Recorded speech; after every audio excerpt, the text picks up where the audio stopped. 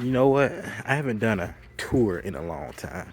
And you know what I like to watch on YouTube? I like to watch garden tours. Those are like my favorite things to watch. Watching what other people are growing, how they're growing it, how well it's doing in their particular region. For some reason, that excites me. And I don't do enough of them. I just do quick videos. So I'm going to try it this time. That's a jostaberry. That jostaberry has not done anything in the 4 years it's been here. My region, jostaberries don't work. That's a gooseberry. It's grown, well, it hasn't really grown in size. It stayed alive for 4 years, haven't done anything. No fruits, but look what I see now. That may be fruits.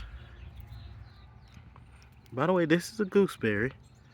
I've never seen this before. Yeah, we might get gooseberries this year. Have no clue what to think about that, but because I've never tasted one. I have no clue why I actually bought one, but there it goes, gooseberry. Don't know what kind it is though. Miho Satsuma right here. Let's see what it's doing. It's been blossoming. A lot of the blossoms are in the inside for some reason. I don't know why. I guess it's because a lot of the new growth is out here, but it looks like it's gonna try to hold something. Probably, we'll see. It's old enough and big enough. Look at that. It's definitely old enough and big enough. I'm not gonna go through all these citrus, at least not right now. I'll do their own video. There's a whole bunch of citrus in this region right here.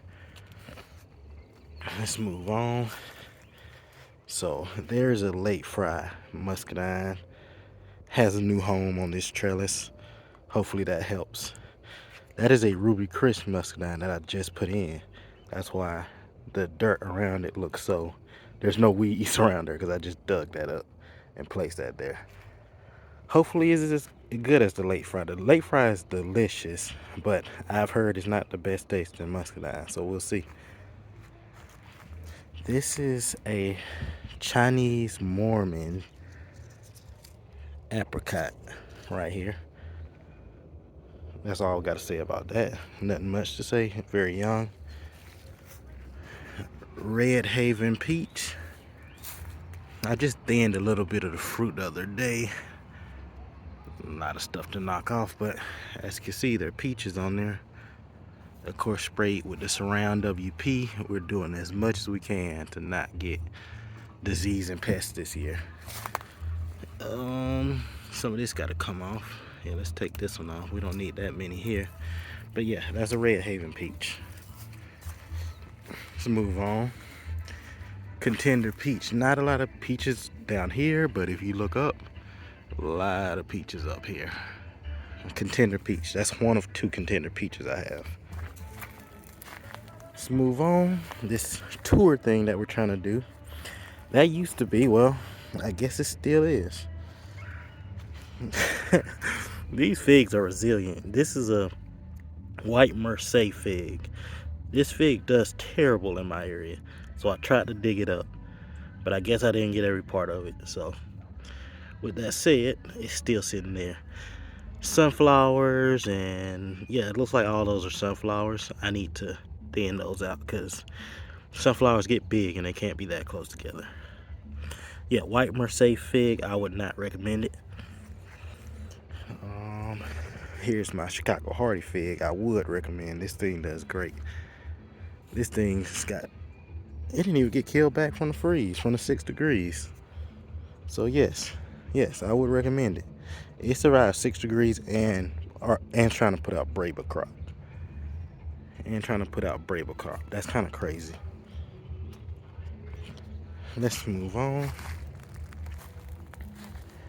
Here is a row of jujubes. Some of them have to. Now I know I have a Chico. There is a sugar cane, and I have a Lee and a. I think I might have 2 Lees, but yeah, that's the Chico sugar cane. One of these is the Lee. The other, I think I got 2 Lees, so maybe, yeah, I guess that's the Lee and that's the Lee. But yeah, 4 jujubes sitting right there. go right here, pumpkin mandarin. This thing has a thick base, and usually with a base like that, you'll see flowers or you'll get fruit. And this thing has not tried the fruit not one time for me. Um, I don't know what to say about that. I have trees that I just put in the ground. Like I have trees that I've just moved or just received, and they're putting out fruit as far as citrus go. And then we have stuff like this that's been here for 3 years. Thick base, has not moved, so the root system is probably doing incredible. But look what we got. You got no fruit. That's okay. It's very strong, and when it does fruit, it's probably gonna hold a lot of them. Unlike those newer ones, which is just gonna fruit and drop most of them. All right, here is a, what is this? Burgundy plum. Burgundy plum. Cut this one back tremendously. You can see all that because for some reason it likes to grow in the middle of the tree. And I don't want that. I need airflow. So continuously cut in the middle of the tree and throwing it right there. That's all it is to say. No fruit on it yet. By the way, this is his second year in the ground. I got it and it was an instant orchard, so it was pretty big already. That's why it's so big. By the way, it was bigger than this, but I've been cutting it down so much. And this right here is a UGA tangerine tree, University of Georgia tangerine tree. Looks like it wants to start putting out new growth, and maybe that's where the flowers will come. But so far it has not even attempted to flower this year, unlike most of our other citrus.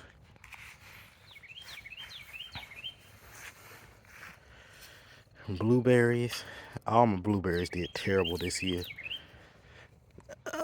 Probably, I don't think blueberries would have died from 6 degrees. I don't know. I just don't think I take care of them. I think that's, I think that's it. I just don't take care of them.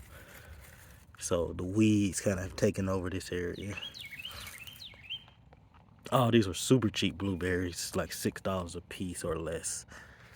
So not a real hit. But you know what? It's still trying to put some blueberries on, so I can't be mad for something I don't take care of at all. You know, I didn't even fertilize this thing this year. Lost track of all the names of them. I think there are a couple that are southern high bush and maybe a couple that's rabbit eyes. Didn't really do my research before buying them because I don't think a rabbit eye can pollinate a southern high bush. They were cheap though, so it does not matter. And here we go. Here's a Matsumoto persimmon tree, right? Matsumoto persimmon. Doing good. This was in a pot last year. I put it in the ground this year and it's doing very good. Healthy, very healthy. Fuyu persimmon right beside it. That actually has blooms on it. Well, I believe these are persimmon blooms, but yeah. Fuyu persimmon right beside the Matsumoto. Awesome. And I think that's it. No, I didn't show you this. In the middle here, we have this Tilton apricot. Tried to bloom. Well, it did bloom and it set a few fruit, but the late freeze killed it. Or killed the fruit, so maybe next year. It's probably going to be the best apricot I got. I'm probably going to take down one of my other apricots. But yeah, Tilton apricot right there. And I wanted to show y'all this to end it. My banana is actually coming up after 6 degrees. I think it's amazing. This is what it was last year, and these are little babies coming up. 1, 2. I'm gonna have to move this though. I'm gonna let them like show themselves. I'm gonna dig them up and move them because the way they're growing right now, they're going right into my red Haven tree. Really didn't think this through before I put it here. I think I have another banana. Yeah, I do. Here's the other banana right here. This is where it was last year, and here we go. The baby right here. This one is gonna be fine. I'm not gonna dig this one up. I'll probably dig that other one up and put it like close to this one. or maybe somewhere else, since I have look like two pups coming up. But yeah, that was the tour, the back garden tour. There's other areas that I can tour, but I think this was long enough. I'm winded.